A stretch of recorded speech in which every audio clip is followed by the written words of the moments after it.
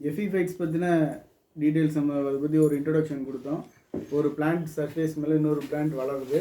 ஆனால் அந்த எந்த பிளான்ட் வந்து ஷெல்டர் அதுக்கு ஒரு சப்ஸ்டேட் ப்ரொடியூஸ் பண்ணிச்சோ, இது ப்ரொவைட் பண்ணிச்சோ, அந்த பிளான்ட்லேருந்து எதுவுமே எடுத்துக்கல, நியூட்ரியண்ட்டோ வாட்டரோ எதுவுமே எடுத்துக்கல.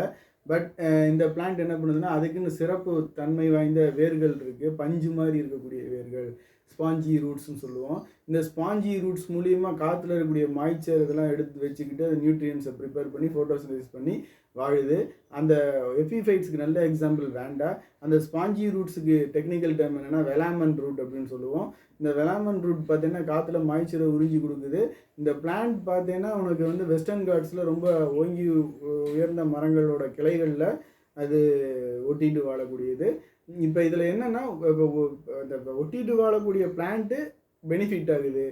அதுக்கு இப்போ சப்ஸ்ட்ரேட் இது அதுக்கு என்ன சொல்லுவோம், அதுக்கு ஒரு ஷெல்டர் ப்ரொவைட் பண்ணக்கூடிய பிளான்ட்டுக்கு அந்த ஒட்டிகிட்டு இருக்கிற பிளான்ட்னால எந்த லாபமும் இல்லை, நஷ்டமும் இல்லை. இந்த மாதிரி ஒரு இன்ட்ராக்ஷனுக்கு என்ன பேர் அப்படின்னா என்னது, கமன்சாலிசம்னு சொல்லுவோம். அதுக்கு நல்ல எக்ஸாம்பிள் எபிஃபைட்ஸ். ரைட்டா? இதை பற்றி கொஞ்சம் பார்ப்போம். இதில் வந்து ஒரு எக்ஸாம்பிள்ஸ்லாம் நிறைய இருக்குது, அதெல்லாம் பார்ப்போம். அடுத்து டூயினோல புரோட்டோ கோஆப்ரேஷன் அப்படின்னா என்ன அப்படிங்கிறத பார்க்கலாம். சரியா? வாசி. Epiphytes. The plants which are found growing on the other plants without harming them are called epiphytes. Underline பண்ணிங்க, இந்த லைன் அப்படி எழுதணும். ரைட்டா? அடுத்து. They are commonly found in tropical rainforest. The epiphytic higher plants orchids get its nutrients and water from the atmosphere with the help of their hygroscopic roots. வாட்டரை attract பண்ணக்கூடிய அந்த root, moisture attract பண்ண, காற்றுல இருக்கக்கூடிய moisture attract பண்ணக்கூடிய ரூட்டுக்கு என்ன பேருனா hygroscopic root. இது பார்க்கறதுக்கு ஸ்பெஷல் பஞ்சு மாதிரி இருக்கும், புண்ணுக்கு வச்சு பேண்டேஜ் வச்சு கட்டுற பஞ்சு மாதிரி இருக்கும். அந்த பஞ்சு மாதிரி இருக்கிற அந்த இதை வச்சுட்டு அது வாட்டரை அப்சர்வ் பண்ணிக்கும். அப்சர்வ் பண்ணிவிட்டு அது என்ன பண்ணும், தேவையான ஃபோட்டோசிந்தட்டிக் ஆக்டிவிட்டியை பண்ணோம். அந்த ஸ்பஞ்சு மாதிரி இருக்கக்கூடிய வேர் தொகுப்புகளுக்கு, அந்த வேர் பஞ்சுக்கு என்ன பேர் அப்படின்னா வெலாமன் ரூட் சிஸ்டம் அப்படின்னு சொல்லுவோம். சரியா? அடுத்து. Which contain a special type of spongy tissue called velamen. So it prepares its own food and does not depend on the host. They use the host plant only. Own food அதுவே தயார் பண்ணிக்குது. Does not என்னது depend on the host. Host ஃபுட்டை பற்றின எந்த ஒரு இன்ட்ராக்ஷனும் இல்லை, அதுக்கு ஒரு இடம் தான் அது கொடுத்துருக்கு ஹோஸ்ட். அடுத்து. They use the host plant only for support and does not harm it any way. Underline பண்ணிக்க. Support and does not harm it any way. Underline பண்ணிக்க. அடுத்து.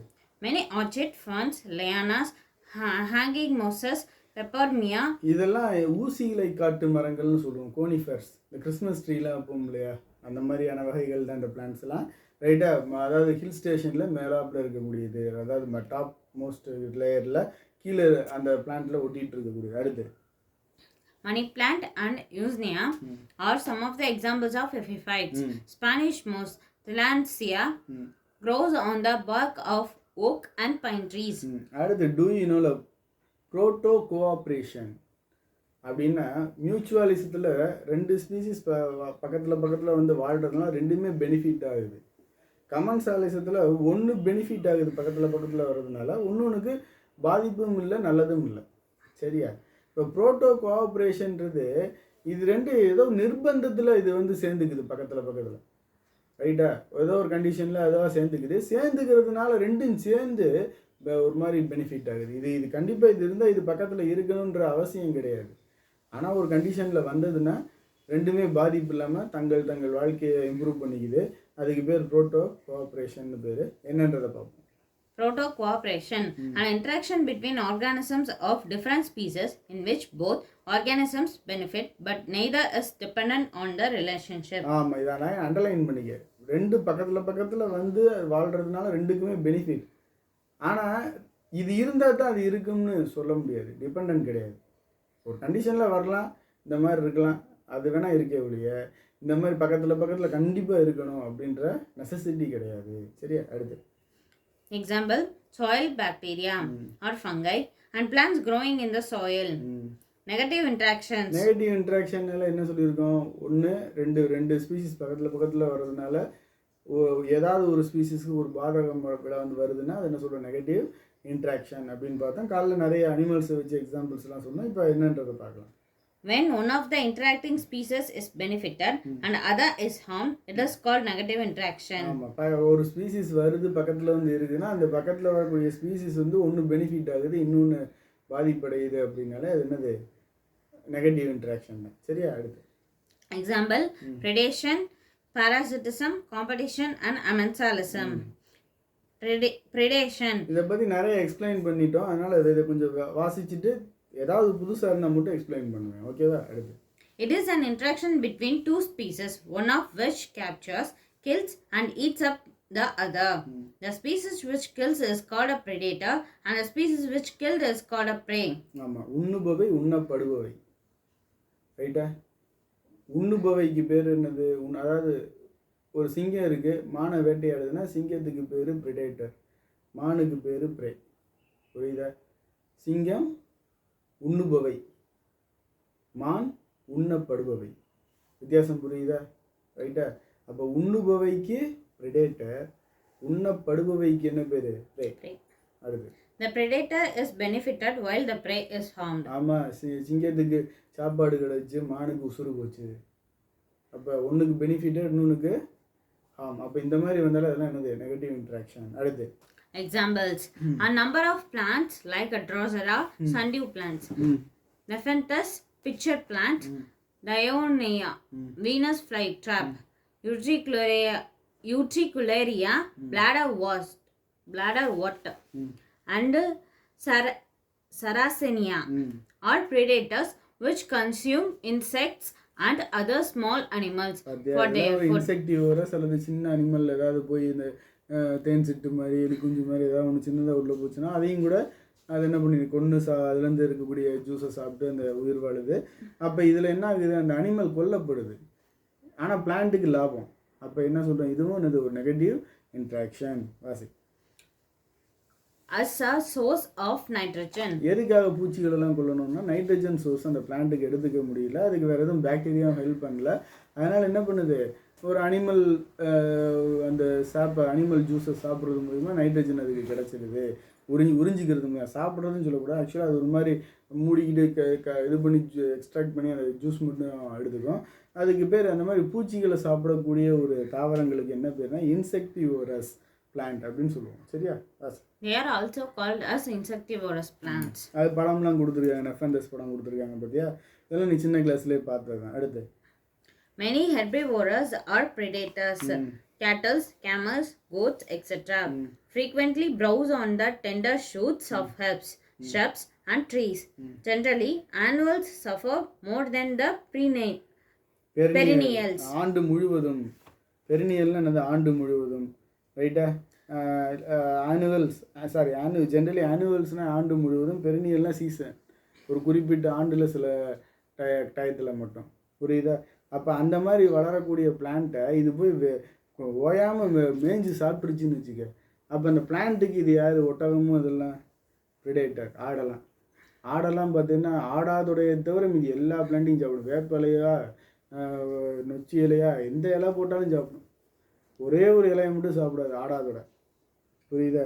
அப்போ அந்த மாதிரி அது எல்லா பிளான்ட்ஸும். இப்போ ஒரு ஆடு கூட்டத்தை கொண்டு போய் ஒரு கிராஸ்லேண்ட்லேயோ அல்லது ஒரு இதுலேயோ ஒன்று மேய விட்டோம்னு வச்சுக்கேன், ஒரு 50 ஆடு சேர்ந்துக்கிட்டு கிட்டத்தட்ட 1 மணி நேரத்தில் ஒரு ஏக்கர் நிலத்தில் இருக்கிற எல்லா புள்ளையும் கடிச்சு முடிச்சு விட்டு போயிடும். அப்போ இதெல்லாம் என்ன சொல்கிறோம், ப்ரெடேட்டர். இன்னும் நெல் வயலுக்குள்ளே விட்டோம்னா கேட்கவே வேணாம். சரியா? அடுத்து Grazing and browsing may cause remarkable changes in vegetation.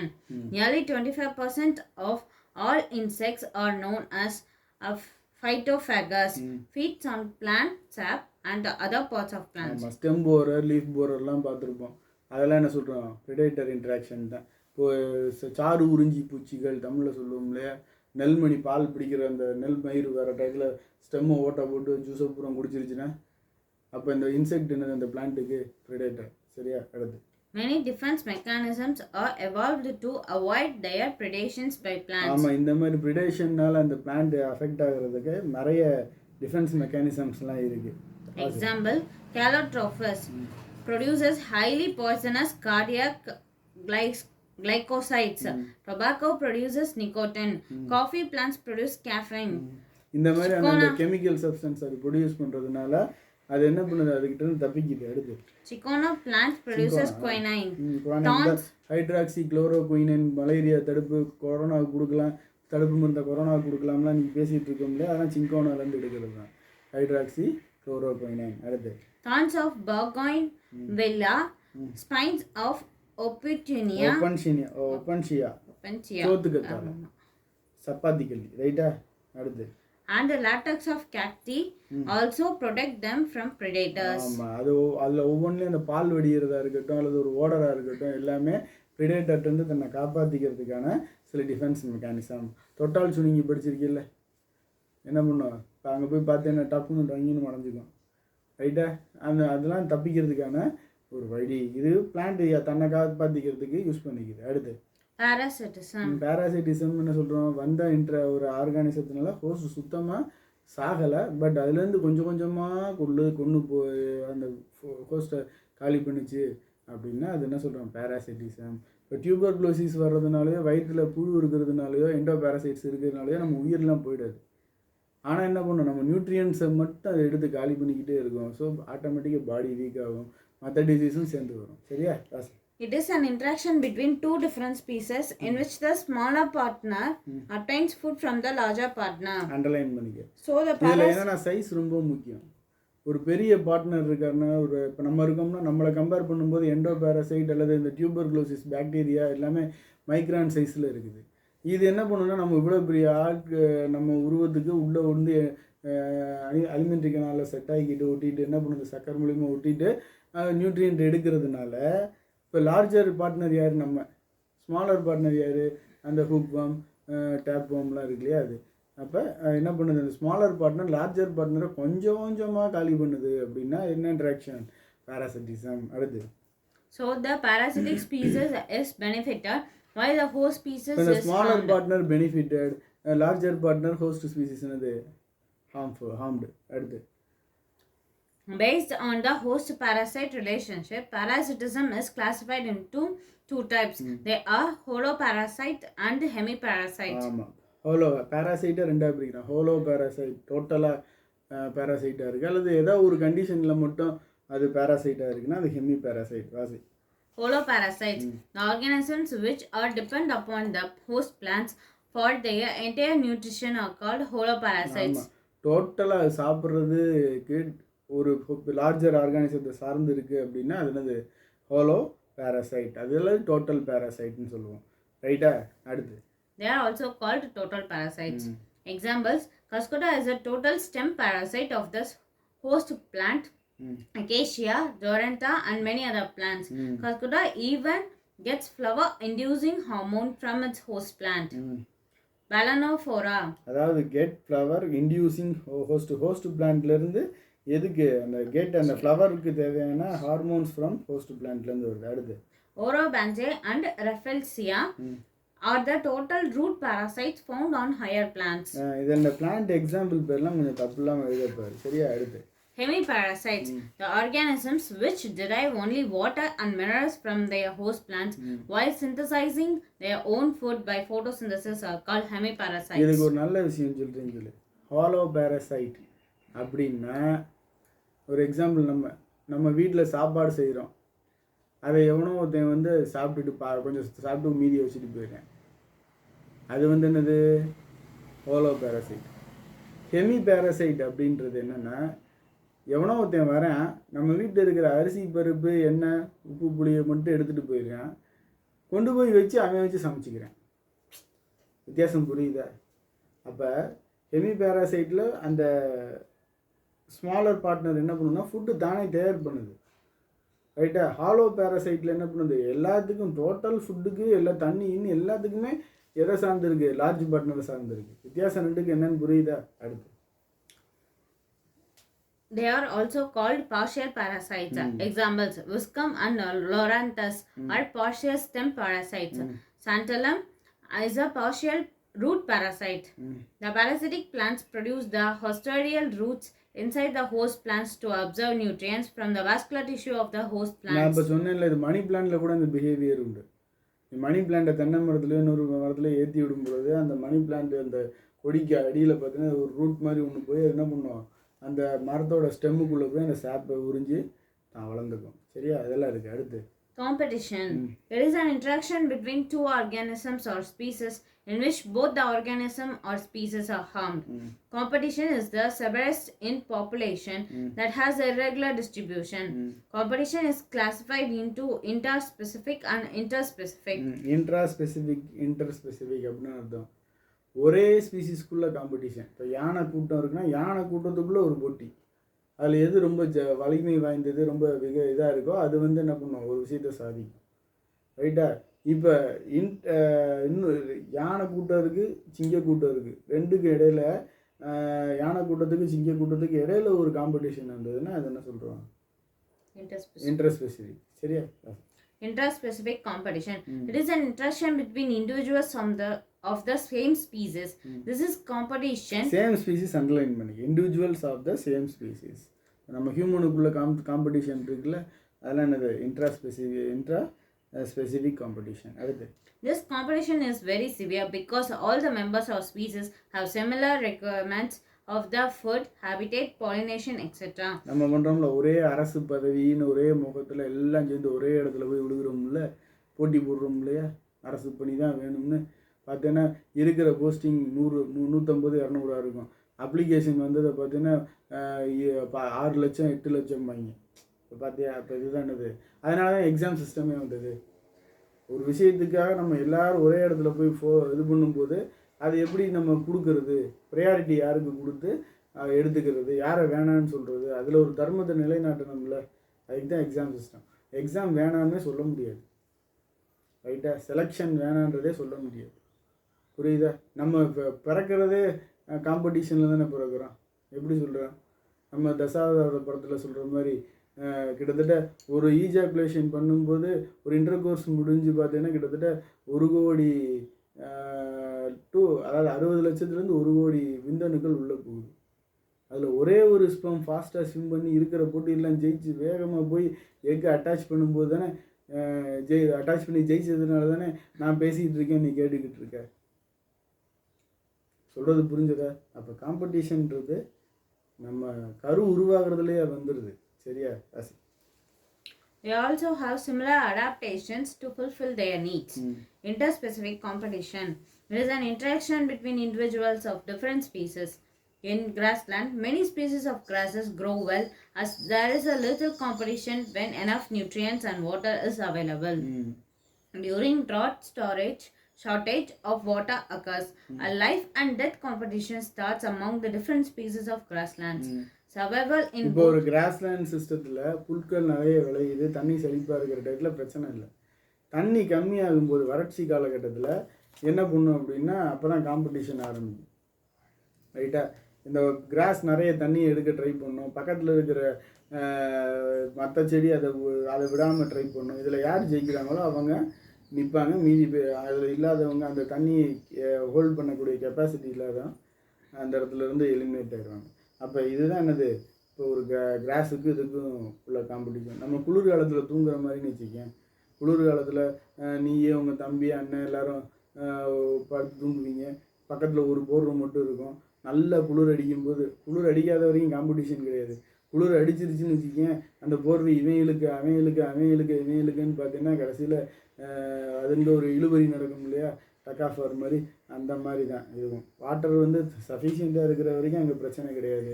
அளவு குறையும் போது ஆட்டோமேட்டிக்காக காம்படிஷன் வந்துடுது. அதில் வின் பண்ணுறதுன்னு என்ன சொல்லுவோம்னா சர்வைவல் ஆஃப் த மோஸ்ட் எஃபிக்ட் அப்படின்னு டார்வினிசத்துக்கு போகணும். அதுக்கு அடுத்து. சரியா? வாசி. Survival in both these competitions is determined by the quantity of nutrients, availability of water, and migration to new areas. இதே இப்போ இதுக்கு முன்னால் எக்ஸாம்பிள் சொல்கிறீங்களே, கோவிலில் வந்து ஒரு தட்டாக அன்னதானம் கொடுத்துக்கிட்டு இருந்தோம்னா காம்படிஷன் இருக்காது, ஒருவாய் வர மாட்டேன். இதே இது கையில் கொஞ்சம் கொஞ்சமாக கொடு, அள்ளி கட்டுவேன், ஏன்னா கொஞ்சமாவது கிடைக்காதா அப்படின்ட்டு. புரியுதா? அப்போ செழிப்பை பொறுத்து தான் காம்படிஷன் குறையும். அதுக்கு தான் மழை பெய்யுறது, நல்ல அக்ரிகல்ச்சர் லேண்ட் இருக்கிறது, நல்ல விவசாயம் நடக்கக்கூடிய இடத்துல காம்படிஷன் கம்மியாக இருக்கும். புரியுதா? எங்கெங்கெல்லாம் ஷார்ட்டேஜ் இருக்கோ எல்லாத்துக்கும் அங்கங்கெல்லாம் காம்படிஷன் இருக்கும். அதனால ஒரு ஸ்ட்ரெஸ் டெவலப் ஆகும். அந்த ஸ்ட்ரெஸ்ஸில் உனக்கு ஒரு டேலண்ட் வரும். புரியுதா? ஒரு அனிமல்ட்டு ஒரு புது கேரக்டர் வரணும்னா அந்த அனிமலை தூக்கி ஸ்ட்ரெஸ்ஸில் போகணும். அப்போ தான் புது கேரக்டர் வரும். இப்போ புரியுதா? இப்போ 12th ஸ்டாண்டர்ட் வந்தாச்சு, ஸ்கூல்ஸும் திறக்க முடியல கொரோனானால, ரைட்டா? அதே சமயத்தில் ஆன்லைன் கிளாஸ் தான் நடத்துகிறோம். இந்த ஆன்லைன் கிளாஸில் நான்லாம் படிக்கலையேன்னு கேட்குறதில்ல. ஏன்னா நீ நல்லா படிப்பது எனக்கு தெரியும், ரைட்டா? இருந்தாலும் படிக்கலையான்னு கேட்கல. இருந்தாலும் உனக்கு ஒரு பொறுப்புணர்ச்சி வந்து நீயா மொபைலை வச்சுக்கிட்டு இதையும் கம்பேர் பண்ணி படிக்க ஆரம்பித்து ஒரு புது கேரக்டர் டெவலப் ஆகுதா? இப்போ கொரோனான்ற ஸ்ட்ரெஸ்ஸில் தான் நான்லாம் ஆன்லைன் கிளாஸுக்கே வந்தேன். ரைட், எனக்கு ஆன்லைன் கிளாஸ் சுத்தமாக பிடிக்காது. புரியுதா? என்னென்னா கிளாஸ் ரூம் மாதிரி வராது. காலத்தின் கட்டாயத்தினால இந்த ஸ்ட்ரெஸ்ஸில் எனக்கு ஒரு புது கேரக்டர் வருதுல, நானும் செல்லாக வாங்கிட்டேன், உனக்கு வீடியோ போட்டுக்கிட்டு இருக்கேன், யூடியூபராக வேறு ஆகிட்டேன். புரியுதா? இதெல்லாம் கொரோனான்ற ஸ்ட்ரெஸ்னால் வந்த புது டேலண்ட். புரியுதா? இது எல்லா ஆர்கனைசேஷனுக்குமே உண்டு. இந்த டேலண்ட் வரலைன்னா எக்ஸ்டிங்க்ட் ஆகிடும், ஃபீல்டில் இருக்க முடியாது. டேலண்ட் வந்தால் மட்டும்தான் பண்ண முடியும். அப்போ எதுக்கு சொல்கிறோம்னா, ஒரு அனிமல் கிட்ட ஒரு புது டேலண்ட் வருது, ஒரு பிளான்ட் கிட்ட ஒரு புது டேலண்ட் வருதுன்னா அது ஏதோ ஒரு ஷார்ட்டேஜான ஒரு இடத்துல இருக்கணும், ஒரு ஸ்ட்ரெஸ்ஸில் இருக்கணும், ஒரு காம்படிஷன் நிறைஞ்ச இடத்துல இருக்கணும். அந்த காம்படிஷனை வித்ஸ்டாண்ட் பண்ணி அதுலேருந்து தப்பிச்சு வரக்கூடிய அடாப்டேஷன் அதுக்கு தெரியணும். அப்படி அடாப்டேஷன் தெரிஞ்சால் தட் இஸ் நோன் அஸ் அந்த ஆர்கானிசத்துக்கு என்ன பேர்? Survival of the most fit. அந்த அடாப்டேஷன் குயிக்காக வரலைன்னா அந்த ஆர்கானிசம் எலிமினேட் ஆகிடும், எக்ஸ்டிங்க்ட் ஆகிடும். சொல்கிறது புரிஞ்சுதா? இப்போ அதே போல் அந்த அடாப்டேஷன் வந்து அந்த இதில் 2 டீம் அந்த காம்படிஷனில் வின் பண்ணதில் டீமாக பிரியும். அதுதான் என்ன சொல்கிறோம் அப்படின்னா, காம்படிஷன் லீட்ஸ் டு என்னது? Isolation leads to speciation causes variation, ரைட்டா? அப்போ என்ன சொல்கிறோம்? இந்த மாதிரி ஒரு பிரிவு, இயற்கையோட ஒரு பிரிவுனால தான், எக்கலாஜிக்கல் ஸ்ட்ரெஸ்னால, எக்கலாஜிக்கல் ஃபேக்டர்ஸ்னால இவ்வளோ வெரைட்டி அண்ட் வேரியபிலிட்டி வந்திருக்கு. அதுக்கெல்லாம் அடிப்படை என்ன? காம்படிஷன். அது இன்ட்ராஸ்பெசிஃபிக் ஆர் இன்ட்ராஸ்பெசிஃபிக்காக இருக்கலாம். சரியா? Different species of herbivores, larvae and grasshopper competing for fodder or forage plants. Trees, shrubs and herbs in a forest struggle for sunlight, water and nutrients, and also for pollination and dispersal of fruits and seeds. The Utricularia bladderwort competes with tiny fishes for small crustaceans and insects. அடுத்து அமென்சாலிசம். Amensalism. அமென்சாலிசம்னா என்ன rule சொல்லியிருக்கேன்? ஆக்சுவலாக என்னது சொல்லு பார்க்கலாம். அமென்சாலிசத்துக்கு என்ன rule? கமென்சாலிசத்துக்கு opposite அமென்சாலிசம், ரைட்டா? கமென்சாலிசத்தில் என்ன நடக்குது? ஒரு ஆர்கானிசம் பெனிஃபிட்டட், இன்னொரு organism neither or not benefitted, harmful, ரைட்டா? அதான் பாதிப்பும் இல்லை, எதுவும் இல்லை. ஆனால் இங்கே அப்படியே மாற்றி சொல்லு. ஒரு ஆர்கானிசம் அஃபெக்டட், இன்னொரு ஆர்கானிசம் என்ன இல்லை, அதுக்கு பாதிப்பும் இல்லை, சாதகமும் இல்லை. இப்போ புரிஞ்சா? இதே வித்தியாசம். இதுக்கு எக்ஸாம்பிள் நம்ம ஏற்கனவே என்ன சொல்லியிருக்கோம்? பென்சிலியத்தை வந்து நம்ம ஒரு பாக்டீரியல் காலனி, அதாவது ஸ்டெஃபைலோகாக்கஸ் காலனி இருக்கக்கூடிய இடத்துல அந்த பென்சிலியனை வளர்த்தோம்னா பென்சிலின் அது வாட்டுக்கு வளர்ந்துக்கிட்டு இருக்கும், ஆனால் பாக்டீரியா செத்து போயிடும், ரைட்டா? அப்போ பென்சிலினுக்கு வந்து பாக்டீரியானால உபத்திரவும் இல்லை, அது வாட்டுக்கு இருந்தாலும் இருக்கலாட்டி அது வாட்டு இருக்க போகுது. ஆனால் பாக்டீரியாவுக்கு பென்சிலினால என்னது? பென்சிலியத்தினால உபத்திரவும். ஸோ இந்த தான் அமென்சாலிசம். இந்த ஒரு இன்ட்ராக்ஷன் தான் என்ன சொல்கிறோம்? அமென்சாலிசம்னு சொல்லுவோம். சரியா? It is an interspecific interaction in which one species is inhibited while the other species neither benefited nor harmed. The inhibition is achieved by the secretion of certain chemicals called allopathic substances. Amensalism is also called as antibiosis. Penicillium notatum produce penicillin to inhibit the growth of variety of bacteria, especially Staphylococcus. Staphylococcus வந்து broad penicillin அப்படின்றது penicillium notatum, penicillium கிரிசோஜினம்னு சொல்லக்கூடிய ஃபங்கையிலிருந்து எடுக்கக்கூடிய ஒரு மருந்து. Broad spectrum. It control many bacterial disease. எப்படி bacterial டிசீஸை கண்ட்ரோல் பண்ண முடியும்? அந்த பாக்டீரியல் க்ரோத்தை கண்ட்ரோல் பண்ணுறது மூலிமா பாக்டீரியல் டிசீஸ் நமக்கு வராமல் கண்ட்ரோல் பண்ணுது. சொல்கிறது புரிஞ்சுதா? அடுத்து Trichoderma inhibits the growth of fungus Aspergillus. Roots and hulls of black walnut, Juglans nigra secretes an alkaloid junglone, which inhibits the growth of seedlings of apple, tomato and alfalfa around it. பார்த்துக்க. அப்போ அதுலேருந்து வரக்கூடிய ஒரு alkaloid chemicals என்ன பண்ணுதுன்னா seedlings விதை வளர்றது இல்லையா எங்கோன்ஸு அதை கண்ட்ரோல் பண்ணுது அப்படின்றாங்க. சரியா? அடுத்து inter specific interaction co evolutionary dynamics. Inter specific interaction co evolutionary டைனமிக்ஸ்னால ஒரு டாபிக் இது. மிமிக்ரினால என்ன அர்த்தம்? ஒரிஜினல் ஒன்று இருக்குது, அதுபோல் இது ஆக்ட் பண்ணுது, அவ்வளோதான் மிமிக். ஏற்கனவே இப்போ பாய்சனஸ் ஸ்னேக் இருக்கும், அது என்ன பண்ணுன்னா தலையை தூக்கி இப்படி பார்க்கும், அதில் இந்த இதெல்லாம் இருக்கும், படம்லாம் இருக்கும், ஜின்னு கிசிங் பண்ணும், இதெல்லாம் இருக்குது. ரைட்டாக கொத்த வர்றதுக்கு முன்னாடி இதெல்லாம் பண்ணும் எதிரியை பார்த்துட்டா. சரியா? அதே இது சில இப்போ ஸ்னேக்கிட்ட அந்த வெனமே இருக்காது. ரைட்டா? அது என்ன பண்ணணும்னா திடீர்னு தலையை தூக்கிட்டு நம்மளுக்கு ஜூன்னு பறக்கும், கொத்த வர்றோம் இப்படி. அப்போ என்ன பண்ணுவோம்? நான் பாய்சனஸ் ஸ்னேக் என்ன பண்ணுதுன்னா mimic poisonous snake. Poisonous snake மாதிரி என்ன பண்ணுது? மிமிக் பண்ணிட்டு. அதுபோல் தான் இங்கே சில பிளான்ஸ் என்ன பண்ணுதுன்னா மிமிக் பண்ணுது. ரைட்டா? இதனால் அதுக்கு வந்து என்னது ஒரு கோ எவல்யூஷனரி டைனமிக்ஸ் இதெல்லாம். ரைட்டா? இப்போ ஒன்றும் இல்லை, நம்ம அதாவது மகாபாரத யுத்தம் நடக்கிறதுக்கு முன்னாடி துரியோதனன் பக்கத்திலிருந்து அந்த 17வது நாள் யுத்தத்தில், மொத்தம் 18 நாள் யுத்தம் இல்லையா, 17வது நாள் யுத்தத்தில் துரியோதனன் பக்கத்திலிருந்து ஆடு அழைப்பார் இல்லைன்னு இருக்கா பாட்டில். ஆடு அழைப்பார் இல்லைன்னு என்ன அப்படின்னா, போய் என்ன இருக்குது தூது சொல்கிறதுக்கு வர்றதுக்கு கூட ஆள் இல்லாமல் தனியாக மாட்டிக்கிட்டான். இதுக்கு பேர் ஆடு அழைப்பார்னு சொல்லுவோம். ஆடு அழைப்பார் என்ன அப்படின்னா, இது அந்த ஆடு அழைப்பார்னா என்னன்றதை சொல்கிறேன் கேளு. ஒரு ஆடு என்ன பண்ணுது அப்படின்னா, ஒரு வயசான ஆடு இந்த இடத்துல களத்திரம்னு சொல்லக்கூடிய தாடி மாதிரி இங்கே தொங்கும் இல்லையா, அதை வச்சுக்கிட்டு இருக்கக்கூடிய ஒரு ஆடு தண்ணி குடிச்சிட்டு இருக்கு ஆத்தங்கரையில். ரைட்டா? அந்த ஆத்தங்கரையில் தண்ணி குடிச்சிக்கிட்டு இருக்கும்போது, தண்ணி குடிச்சிட்டே இருக்கும்போது அந்த தண்ணியில் ஒரு நிழல் தெரியுது. பார்த்தா சிங்கம். இந்த ஆடு தனியாக இருக்குது, சிங்கமாக ஓங்கி அடித்தா 1.5 டன் இடன்ற மாதிரி கம்பீரமாக நிற்கிது. இந்த ஆட்டுக்கு வேறு வழியில் சிங்கம் காலி பண்ண போகுதுன்னு தெரிஞ்சு போச்சு.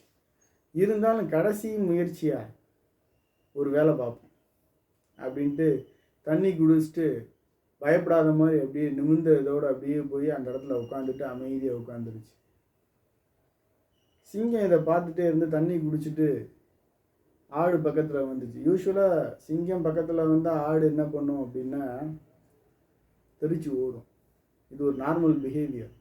ஏன்னா ஆடுன்றது வந்து சாதாரண சாத்வீக விலங்கு, வெஜிடேரியன் குரூப். புரியுது? அந்தளவுக்கு விகரஸ்லாம் இருக்காது. அப்படி இருக்கும்போது இந்த ஆடு போய் அங்கே சிங்கத்தை பார்த்துட்டு பயப்படாமல் சாதாரணமாக போய் உட்காருது. சிங்கம் தண்ணி குடிச்சு வந்த சிங்கம் இது என்ன இப்படி இருக்குது, என்னன்னு தெரியலையே, என்ன நம்மளை பார்த்தா ஓடுவாங்க இப்படி உட்காந்துருக்கேன்னு சிங்கம் யோசிக்குது. சிங்கம் ஆடுகிட்ட போய் அந்த தாடி மாதிரி தொங்கும் இல்லையா, களத்திரம்னு சொன்னோம் இல்லையா, அதை தொட்டு இது என்ன, இது இன்னமும் வச்சுன்னு இருக்க, நீ என்ன வச்சுன்னு இருக்க அப்படின்னு கேட்டது. நான் தீட்சை வளர்த்துருக்கேங்கிறது. சமஸ்கிருதத்தில் தீட்சைன்னா ஒரு காரியம் முடிகிற வரைக்கும் முடி வெட்டாமல் ஷேவ் பண்ணாமல் இருக்கிறது. அந்த காரியம் வெற்றி பெற்றதுக்கப்புறம் அதை எடுத்துக்கிறதுக்கு பேர் தீட்சைன்னு சொல்லுவாங்க. தீட்சை வச்சுன்னு இருக்கேன் அப்படின்னு. தீட்சை வச்சுட்டு இருக்கியா, என்ன தீட்சையை வச்சுட்டு இருக்க அப்படின்னு கேட்குது சிங்கம். என் லைஃப்பில் ஒரு ஆசை, 1000 சிங்கத்தை கொன்று சாப்பிட்றணும்னு. சரி, சிங்கம் சொல்லு. சரி, இப்போ 999 சிங்கம் கொன்று சாப்பிட்டுட்டேன், இன்னும் ஒன்று சிங்கம் ஒரு சிங்கத்தை சாப்பிட்டுட்டேன்னா என் விரதம் முடிஞ்சிடும், இதை போய் நான் எடுத்துடுவேன். நல்ல வேளை அதுக்குள்ளே நீயே வந்துட்ட அப்படின்னு ஒரு தோரணையாக சொல்லித்தான். சிங்கத்துக்கு ஒரு மன பீதி கிளம்பிடுச்சு. ஏன்னா எப்பயும் சிங்கத்தை பார்த்து இந்த ஆடு தெரிச்சு ஓடும். அப்நார்மலாக அது வீரமாக போய் உட்காருது. அதுவும் அதுக்கு ரொம்ப தாடியெல்லாம் வேறு வச்சுருக்கு. அதுக்கு இந்த காரணம் சொல்லவும் சிங்கம் அப்படியே நைஸ் நாப்பில் தெரிச்சு ஓடி போச்சான். அதுக்கப்புறம் சிங்கம் போனதுக்கப்புறம் ஆடு ஐயா அப்பா சாமின்னு தெரிச்சு ஓடிச்சான். இதுக்கு பேர் தான் ஆடு அழைப்பார். ரைட்டா? என்ன அப்படின்னா வீரமே இல்லாத ஒன்று. சிங்கம் எப்பேற்பட்ட வீரம் இருக்கிறதுக்கு, காட்டு ராஜாவு அதுகிட்ட போய் இந்த ஆடு குட்டி போய் பெரிய வீரன்னு சொல்லி கடைசியில் தப்பிச்சுக்கிச்சு பத்தியா, கொல்லப்படாமல் தப்பிச்சுக்கிச்சு பத்தியா, தப்பிச்சிருச்சு இல்லையா. இந்த விஷயம்தான் மிமிக்ரி. சொல்கிறது புரிஞ்சா, தன்கிட்ட இல்லாத ஒரு கேரக்டர் இருக்கிறத காட்டி கெத்து காட்டுறது. ரைட்டா? இதுக்கு மேல் மிமிக்ரிக்கு கதை சொல்ல முடியாது. இதை பற்றி ஜுவாலஜியில் எவல்யூஷனில் நிறைய சொல்கிறேன். அதுக்குள்ளே கொரோனா முடிஞ்சு கிளாஸ் ஆரம்பிச்சுட்டா இன்னும் எஃபெக்டிவாக சொல்கிறேன். சரியா? Class Interspecific interactions or co-evolutionary dynamics. Mimicry. It is a phenomenon in which living organism modifies its forms, appearance, structure, or behavior and looks like another living organism as a self-defense and increases the chance of their survival. இந்த 3 லைனையும் underline பண்ணிக்க. பூமியில் பிறந்துட்டோமே, பூமியில் பிறந்துட்டா வாழ்ந்தாகணுமே, வாழ்க்கை போராட்டமாச்சு. வாழ்க்கைங்கிறது போராட்டம் தான். அந்த ஆடு என்ன பண்ணிச்சு, தங்கிட்ட வீரம்னு ஒரு கேரக்டரே கிடையாது. பயந்து ஓடக்கூடிய ஆடு சிங்கத்தை விட வீரனாக காட்டிக்குது. அதே எஃபெக்ட் தான் இங்கே. எல்லாம் எதுக்காக? பிறந்து தொலைஞ்சிட்டோம், வாழ்ந்தாகணும். அதுக்கான ஒரு முயற்சி. அதில் ஜெயிச்சுட்டா வாழ்க்கை கிடைக்கிது, இல்லாட்டி போச்சு. நான் ஏற்கனவே சொல்கிறேன், சர்வைபிலிட்டி வேறு, லைஃப் வேறு. அடிக்கடி கிளாஸில் சொல்லியிருப்பேன். லைஃப்ன்றது நீ எதிர்பார்த்த விஷயங்கள் பூரா 1க்கு 10 கிடச்சி வாழ்கிறதுக்கு பேர் லைஃப். சொல்கிறது புரிஞ்சா? இப்போ காசு சம்பாதிக்கணும்னு நினச்சிருப்பாங்க உங்கள் தாத்தா, அதுக்கு முன்னாடி இருக்கிற கொள்ளு தாத்தாலாம். அவங்க வாழ்ந்ததெல்லாம் லைஃப். நம்ம வாழ்கிறதெல்லாம் சர்வைபிலிட்டி. லைஃப் வேறு, சர்வைபிலிட்டி வேறு. சர்வைபிலிட்டினா பிழைப்பு. வாழ்தல் வேறு, பிழைத்தல் வேறு. புரியுதா? உங்கள் தாத்தாவுக்கு சொத்து பத்தோடு எல்லாம் கிடச்சி வாழ்ந்து நல்லபடியாக ஒரு ஒய்ஃபுக்கு 4 ஒய்ஃபு 10 ஒய்ஃபு கல்யாணம் பண்ணியிருப்பாங்க சில வீட்டிலலாம். ரைட்டாக? அப்படி ராஜா மாதிரி வாழ்ந்துருப்பார், ராஜகலையோட. இன்றைக்கி அதெல்லாம் சொத்துக்கள்லாம் பங்கு பிரித்து பிரித்து பிரித்து பிரித்து வரும்போது கடைசியில் உங்கள் அப்பா உங்கள் அம்மாவோட ஷேர்ன்றப்போ கொஞ்சோண்டு இருக்கும். இன்றைக்கி இருக்கிற எக்கானமிக்கு அது என்ன, அதை வச்சு மெயின்டைன் பண்ணி ஏதோ உனக்கு கல்யாணம் காட்சி பண்ணி கொடுத்து உன்னை படிக்க வைக்கிறதுக்கு மட்டும்தான் அந்த பொருள் கிடைக்கும். உங்கள் அப்பா கண்ணு மொழி பிதுங்க வேலைக்கு போய்கிட்டு வந்துக்கிட்டு இருப்பார். கேட்டால் என்னமோ ஓடுதுங்க, வருமானம் இல்லை, ஏதோ பிள்ளை பிழைச்சிக்கிட்டு இருக்கேன். இப்போ வேலை பார்க்குறேன்னு சொல்ல முடியாது, ஏதோ எங்கே போய் பிழைக்குதா அங்கிட்டு போய் பிழைச்சிக்கிட்டு இருக்கேன். அதே நிலைமை தான் இன்றைக்கி. எல்லா ஆர்கானிசத்துக்கும் இந்த காம்படிஷன்னால என்ன பண்ணுது, பிழைத்தாகணும். அதுக்கு ஏதாவது ஒரு பிழைப்புக்கு ஒரு வழி என்னது, இந்த மிமிக்ரி ஒரு வழி. ரைட்டா? நிறைய பேர் டுபாக்கு இருப்பேன்னு சொல்லுவாங்க. நான் தான் இந்த ஒரு படத்தில் இதே கூட சொல்லுவேன். Kerala chief minister AK Antony கூப்பிட்டாரு. முன்னாடி இருந்தார் ஏகே ஆண்டனி. அவருக்கு அசிஸ்டண்ட்டாக எனக்கு வேலை கிடச்சிருக்குன்னு சொல்லிட்டு போவான்ல ஒரு படத்தில், பார்த்திபன் கனவா. ரைட்டா? அந்த படத்தில். அப்போ என்ன அர்த்தம்? அதே போல் எனக்கு ஐஜியை நல்லா தெரியும், பட் அவருக்கு எனக்கு தெரியாது. இந்த டைலாக்லாம் மிமிக்ரி தான். புரியுதா? ஏன்னா ஐஜியை தெரியும்னா போலீஸ் விட்டுருவான்ல, சர்வே பிரிச்சு ஓடிடலாம்ல. அவ்வளோதான் விஷயம். சரியா? ராசி. Floral mimicry is for usually inviting pollinators, but animal mimicry is often protective. ஆமாம். பிளான்ட்டில் இருக்கக்கூடிய அந்த மலர்களில் வரக்கூடிய மிமிக்ரிங்க வந்து பாலினேஷனுக்கு யூஸ் பண்ணும். நல்லா மனம் வீசுகிற மாதிரி, நல்லா கலராக இருக்கிற மாதிரி மலர் இருக்கும். உள்ளே போனால் தேனே இருக்காது. கடைசியில் அதோட எய்ம் முடிஞ்சு. ஏன்னா தேன் இருக்கிறத வச்சு அந்த கலரை வச்சு தான் வண்டு வரும். வரும்போது போலன் கிரெயின்ஸை ஒட்டிக்கிட்டு வரும். ஆனால் வண்டு உள்ளே போய் எட்டி பார்த்துட்டு போலன் கிரெயின்ஸை விட்டுட்டு போயிடும். பட் அங்கே தேன் இல்லை. சொல்கிறது புரிஞ்சா? தேன் இருக்கிற மலர் மாதிரி ஆக்ட் பண்ணுறது, நல்லா கலராக வச்சுக்கிட்டு. புரிஞ்சா? அப்போ இதனால் என்ன ஆகும், வண்டு அட்ராக்ட் ஆகும். அதனால் இப்போ எண்டமோஃபிலிக் பாலினேஷன் நடந்துடும். இதுக்கு விஷயம் இப்போ பிளான்ட்டுக்கு விஷயம் சக்ஸஸ்ஸு. பட் வண்டுக்கு ஒன்றும் கிடைக்கல. இதனால் அது வேறு மலரை தேடி போகுது. ஆட்டோமேட்டிக்காக என்ன இது வந்து விளைச்சிருச்சு. இது இந்த மலர் அதோட ரீப்ரொடக்ஷனுக்கு அது ஒரு சான்ஸ் அமையுது இல்லையா? அதுதான். ஆனால் அனிமலில் என்ன சொல்கிறோம் அப்படின்னா, தன்னை காப்பாற்றிக்கிறதுக்கு தான் என்ன பண்ணோம், மிமிக் பண்ணோம். மோஸ்ட்லி அனிமல்ஸ் ஏதோ ஒரு பிடேட்டர்ன்னு தன்னை காப்பாற்றிக்கணும் அப்படின்னா, அதான் சொல்லல, நான் பாய்சனஸ் ஸ்னேக் இருக்குது, வீட்டுக்குள்ளே கிட்ட வந்துருச்சு, நீ கம்பை கொண்டு அடிக்க போகிறப்ப என்ன பண்ணுவோம், அந்த கடைசி டயத்தில் உயிருக்கு போராடும் இல்லையா நம்மள்ட்ட எப்படியாது. ஏன்னா நம்ம கண்ணில் பார்த்த எந்த விலங்கும் உருப்பிட்டதாக சரித்திரம் இல்லை. ஏன்னா நம்ம கண் அவ்வளோ ஒரு டேஞ்சரஸான ஒரு கண். நம்ம எல்லா ஆர்கானிசத்துக்கும் தலைவலியாக இருக்கும்னு ஏற்கனவே சொல்லியிருக்கேன். அப்படி இருக்கும்போது அந்த ஸ்னேக்கை அடிக்க போகும்போது நம்ம ஸ்ட்ரெஸ்ஸுமே நம்ம பார்த்து ஜின்னு பண்ணும், பாய்சன் இருக்கிற மாதிரி. நம்ம என்ன பண்ணுவோம், பயந்துட்டு படம் எடுக்குதுடா பாம்பு அப்படின்னு கம்பை போட்டு ஓட்டுன்னு வச்சுக்க, அது இங்கிட்டு ஓடி போயிடும் தெரிச்சு, அவ்வளோதான் முடிஞ்சு. அப்போ எதுக்கு சொல்கிறோம், இது வந்து அனிமல்ஸில் தற்காப்புக்கு பயன்படுது, பிளான்ஸில் இனவிருத்திக்கு பயன்படுது. சரியா? ராசி. Mimicry is a result of evolutionary significance due to shape and sudden heritable mutations and preservation of natural selection. ஆமாம், நேச்சுரல் செலெக்ஷனில் ஹெரிட்டபிள் மியூட்டேஷன், இதுக்கெல்லாம் இந்த மிமிக்ரி ரொம்பவே எவல்யூஷனரி சிக்னிஃபிகன்ஸ் இருக்குது. புரியுதா? இது பீடிஷியன் மிமிக்ரி, முல்லேரியன் மிமிக்ரி அதெல்லாம் படிப்போம் அங்கே. சரியா? நேச்சுரல் செலெக்ஷன்னா என்னன்றதுலாம் எவல்யூஷனில் டீட்டெயிலாக பேசுவோம். சரியா? அடுத்து Example, the plant Ophrys or an orchid. The flower looks like a female insect to attract the male insect to get pollinated by the male insect, and it is otherwise called floral mimicry. பார்த்தியா? இப்போ என்ன பண்ணுது இந்த plant, என்ன பண்ணுது, என்ன plant, orchid plant என்ன பண்ணுது, flower look like a female insect. பார்த்தியா? ஃபீமேல் இன்செக்ட் மாதிரி அந்த பூ இருக்குது. ஸோ மேல் இன்செக்ட் அங்கே வந்துடுது. மேல் இன்செக்ட் வர்றதுனால அதுக்கு ஒரு யூஸும் கிடையாது. வரும்போது என்ன பண்ணும், போலன் கிரெயின்ஸை தூக்கிட்டு வரும், என்ன ஆகும், எண்டோமோஃபிலிக் பாலினேஷன் நடந்துடும். சரியா? அடுத்து Crasium morosus, stick insect or walking insect. குச்சி பூச்சி தண்ணிக்கு மேலெலாம் இருக்கும் பார்த்தியா? தண்ணிக்கு மேலே வந்து குச்சி மாதிரி நடந்துட்டு இப்படியே போகும்ல, அந்த insect. It is a protective mimicry. குச்சி மாதிரி இருக்குது. அந்த குச்சி பூச்சி என்ன பண்ணா, நீ தண்ணிக்கு மேலே ஏதாவது டீஸ் பண்ண தொடர மாதிரி போனேன்னு வச்சுக்க, டக்குன்னு கட்ட மாதிரி எப்படி மறந்துக்கிட்டு இருக்கும், ஏதோ குப்பை கிடக்குன்னு விட்டுட்டு போயிடுவேன். சரியா? அது Phyllium frondosum, a leaf insect, another example of protective mimicry. Myrmecophily.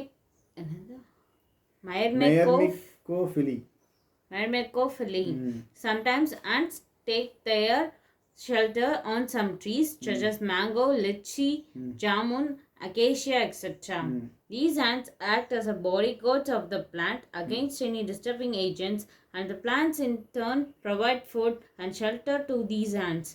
This phenomenon is known as மெர்மிகோஃபிலிங்கிறது என்னென்னா, இன்னொரு ஸ்பீசிஸ் என்ன பண்ணுது அப்படின்னா, அதில் ஒட்டிக்கிட்டு இருக்கிறதுனால அதுக்கான டிஸ்டர்பன்ஸ் குறையுது.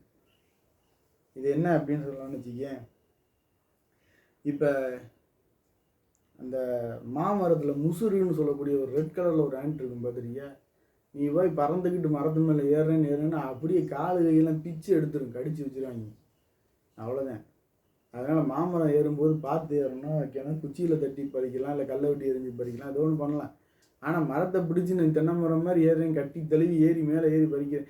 அப்போ என்ன சொல்கிறோம், எறும்பு இருக்கும் அப்படிங்கிற ஒரு பயத்தில் மக்கள் பல பேர் போக மாட்டாங்க. இன்னும் சின்ன பசங்க நம்மள மாதிரி ஆளுங்கெல்லாம் போக மாட்டாங்க. அதுக்கான நேக்கு போக்கு தெரிஞ்சவங்க மட்டும்தான் போவாங்க. அப்போ ஓவராலாக ஒரு டிஸ்டர்பன்ஸ் இருக்கிறது குறையுது அந்த பிளான்ட்டுக்கு.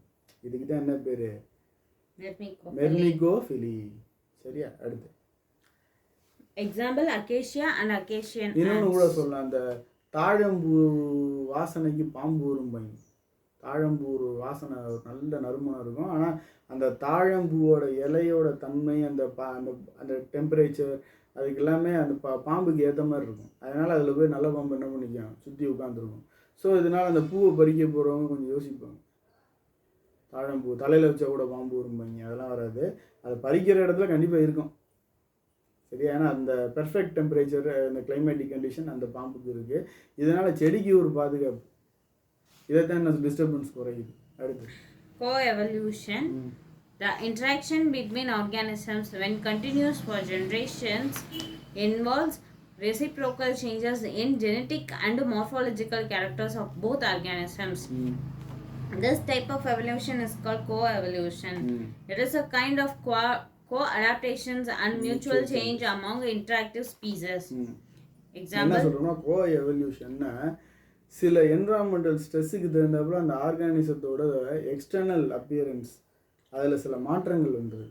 இதைத்தான் என்ன சொல்கிறோம் அப்படின்னா co-evolution அப்படின்னு சொல்லுவோம். சரியா? அது என்னென்ன எக்ஸாம்பிள் பார்க்கும்போது உங்களுக்கு புரியும். அடுத்து corolla length and proboscis length of butterflies and moths, Habenaria and moth. இது பட்டர்ஃப்ளைக்கும் மாற்றுக்கு என்ன வித்தியாசம் சொன்னோம்? பட்டர்ஃப்ளை வந்து ஒரு பிளான்ட்டில் உட்காரும்போது ரெக்கை இப்படி ஆட்டிகிட்டே உட்காந்தா பட்டர்ஃப்ளை, ரைட்டாக? ரெக்கையை அப்படியே தரையில் இப்படி படுக்க போட்டே வச்சுருந்துச்சுன்னா மாற்று. பட்டர்ஃப்ளை பிரைட் கலராக இருக்கும், மாற்று டல் கலராக இருக்கும். சரி, இப்போ என்ன சொல்ல வராங்க அப்படின்னா, இந்த கோஎவல்யூஷனில் என்ன இருக்குது, பட்டர்ஃப்ளை அந்த ப்ரொபாசிஸ்க்கு தகுந்தாப்புல கொரோலா லென்த் இன்க்ரீஸ் ஆகுது. இதுக்கு பேர் என்னது கோ எவல்யூஷன். ஒரு அனிமலோட ஸ்ட்ரக்சருக்கு தகுந்தாப்புல பிளான்ட்டில் சேஞ்ச் ஆகுதுன்னா சொல்கிறது புரிஞ்சா? அனிமலோட ஸ்ட்ரக்சருக்கு தகுந்தாப்புல அனிமல் வித்தியாசப்பட்டுச்சுன்னா அது ஒன்றும் சேஞ்ச் ஆச்சுன்னா அது ஒன்றும் பிரச்சனை இல்லை. இன்னொரு ஸ்பீசிஸில் அதுக்கு அடாப்ட் ஆகிற மாதிரி டெவலப் ஆகுதுன்னா அது என்ன சொல்லுவோம், கோ எவல்யூஷன் அப்படின்னு சொல்கிறோம். நல்லா புரிஞ்சுக்குதா? இப்போ மாத்துலேயோ பட்டர்ஃப்ளைலேயோ அதுக்குள்ளே ப்ரொபாசிஸ், அதாவது ப்ரொபாசிஸ் வந்து உறிஞ்சி உறுப்புன்னு சொல்லுவோம். கொசுவிலலாம் இருக்குல்ல வாயில் ஸ்ட்ரா மாதிரி குத்தி பிளட்டை உரியிறது, அந்த மாதிரி ஒரு சக் பண்ணக்கூடிய ஆர்கன். இந்த சக் பண்ணக்கூடிய ஆர்கனுக்கு தகுந்தாப்புல இந்த பிளான்ட்டில் கொரோலாவோட மாடிஃபிகேஷன்ஸ் நடக்குது அப்படின்னு சொல்கிறோம் இல்லையா? இது வந்து ஒரு அற்புதமான ஒரு விஷயம் தான் கோ எவல்யூஷன். ஒரே ஸ்பீசிஸ்குள்ளே மாடிஃபிகேஷன் இருக்குன்னா அது நிறைய, அதில் ஒன்றும் பெரிய அதிசயம் இல்லை. இப்போ for example male and female பார்க்குறோம் இல்லையா? இப்போ மாடு இருக்குன்னு வச்சுக்க, மாடோட ஜெனிட்டாலியாவுக்கு தகுந்தாப்புல தான் காளையோட இன்ஜெக்டிங் ஆர்கன் இருக்க போகுது. புரியுதா? மனுஷனோட ஜெனிட்டாலியாவுக்கு தகுந்தாப்புல தான் மனுஷனோட அந்த செக்ஷுவல் ஆர்கன் இருக்க போகுது. அப்போ இது வந்து ஒரு பெரிய விஷயம் கிடையாது, ஏன்னா ஒரே ஸ்பீசிஸ். இப்போ மனுஷன் போய் மாடு கூட இன்ட்ராக்ட் பண்ணுறதுக்கு தகுந்தாப்புல இவனுக்கு ஜெனிட்டாலியா மாறிச்சுன்னா அது ஒரு வித்தியாசம் இல்லையா? அதுதான் என்ன சொல்கிறோம், கோ எவல்யூஷன். அதே போல் தான் இங்கே என்ன ஆகுது, கோ எவல்யூஷனுக்கு எக்ஸாம்பிள். இதுக்கு மேலே எக்ஸாம்பிள் தெளிவாக சொல்ல முடியாது. சரியா? அடுத்து Birds' beak shape and flower shape and size. More examples: hornbills and birds of scrub jungles. பேர்ட்ஸோட பீக் அழகுன்னு சொல்லும்போது அந்த அழகு ஷேப்புக்கு தகுந்தாப்புல ஃப்ளவர் ஷேப் அண்ட் சைஸ் மாறுதாங்க. இதெல்லாம் என்ன சொல்கிறோம், கோ எவல்யூஷன். ஏன்னா அந்த பறவை வந்து அந்த இடத்துல உணவு எடுக்கிறது மூலிமா அதுக்கு ஒரு பாலினேஷன் நடக்குது. புரியுதா? ஆர்னித்தோஃபிலிக்.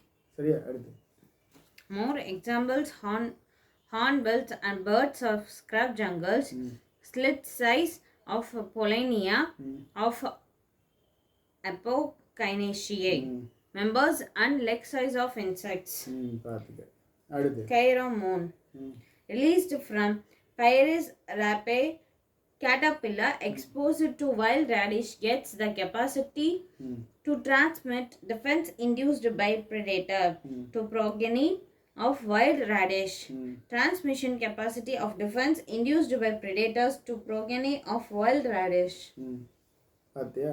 அப்போ என்ன நடக்குதுங்க ரைட்டா? அப்போ இது அதாவது வைல்ட் ரேடிஷ்லேருந்து என்ன ஆகுது, ப்ரோஜனிக்கு அந்த கேட்டர்பில்லருக்கு என்ன ஆகுது, எது டிரான்ஸ்மிட் ஆகுது சொல்லுவோம், ரேடிஷ். புரியுதா? அப்போ இதெல்லாம் என்ன சொல்லுவோம்னா கைரோம் நீ அப்படின்னு சொல்லுவோம். ரைட்டா? அடுத்து எக்கலாஜிக்கல் அடாப்டேஷன் முடிஞ்ச இந்த டூயினோவும் எக்கலாஜிக்கல் அடாப்டேஷன் அடுத்து வரக்கூடிய அந்த விஷயமும் ஒரு ஃபியூ மினிட்ஸ் கழித்து பார்க்கலாம். சரியா? பாய்.